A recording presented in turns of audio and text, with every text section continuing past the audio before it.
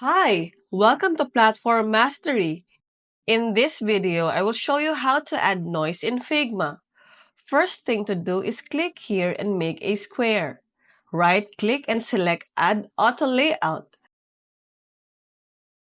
Select the layer and add some color.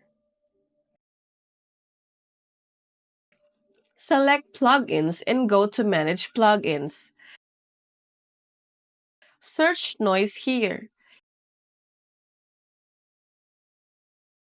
You can edit the density, depth, strength, smoothness, and vignette of the noise.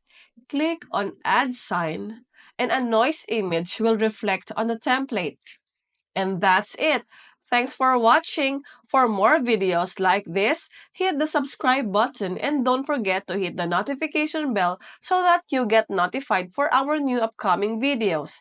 See you next time!